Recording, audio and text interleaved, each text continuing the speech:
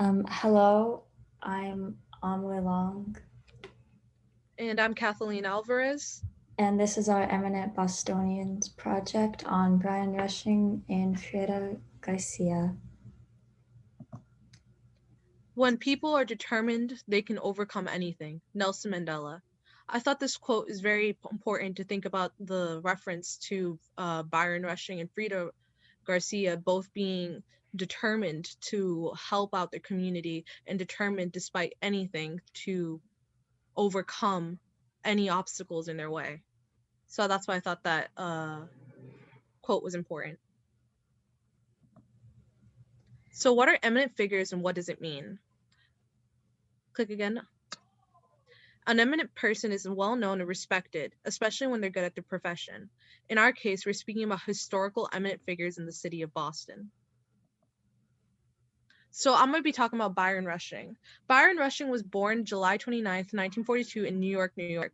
He moved to Syracuse in New York during his youth. Rushing was born into an immigrant family with his mother, Linda Turpin, being a seamstress from Jamaica, and his father, William Rushing, working as a janitor in Washington Heights, a neighborhood bordering New York City. Rushing graduated in 1960s from the Syracuse Central High School.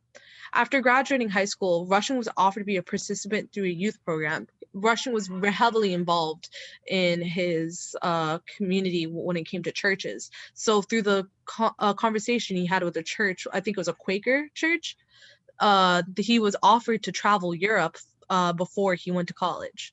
And he ended up studying at Harvard University, where he attended until his junior year. I wanted to note something about Byron Rushing. He's said to have one of the best speaking skills, and talking to him in an interview, I can tell that it's completely true. So when he ended up coming back to Syracuse to organize the civil rights movement, I'm not surprised to hear that. Rushing also attended MIT as well. So, early life and education on Frieda Garcia. She was born in the Dominican Republic and lived there for 8 years before moving to New York.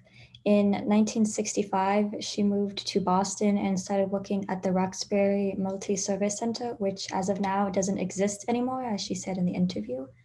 In 1969, Sia and Ana Maria Rodriguez, an English teacher, founded La Alianza Hispana, and she became the first director of it, which is an organization that supports the Hispanic population in Boston. From this, she began contributing to the Boston community and worked with governors of Boston to help improve the community in general. Notable achievements was Byron Rushing also won the Harriet Tubman Community Achievement Award in 2012, and in 2014, Rushing was awarded the History Maker Award by the History Project. So for Garcia, she also won the Harriet Tubman Community Achievement Award in 2012. There is a children's park named after her. There's also a mural of her dedicated to the Rosie's Palace on 47 Thorndike Street, and a portrait of her is located at the South End House on Rutland Street. Rushing worked from 1972 to 1985 as a president of the Museum of Afro-American History, and he using fundings to actually save the African Meeting House, and he used a lot of his time to preserve Black monuments in Boston. In 1979, Byron oversaw the lobbying effort in Congress to establish the Boston African American National Historical Site, a component of the National Park Service. In 1982, Rushing was elected to the Massachusetts House of Representatives, and he was a Democratic member. Rushing was known to be anti the death penalty. He wrote laws. Let me pull it up real quick. He wrote laws specifically helping minorities and underprivileged. He, sorry, I lost my train of thought. But he voted on the first gay rights bill. He was a chief sponsor to end discrimination on the basis of sexual orientation in public school, and was avid speaker against the restoration of the death penalty. Rushing was reelected to Congress. I'm not sure how many times, but he was. And I think he ran for governor, which he didn't win, unfortunately. For Garcia, she was the first director of La Alianza Hispana in 1969.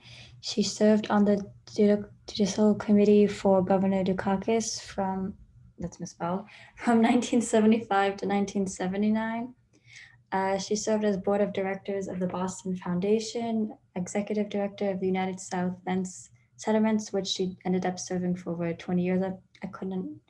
I'm not 100% sure like what the time period for that was. And then Harriet Tubman Park, she advocated for a statue of Harriet Tubman in 1996. And then in 2017, recently raised funds to install a solar power system in the park, which would help it in general.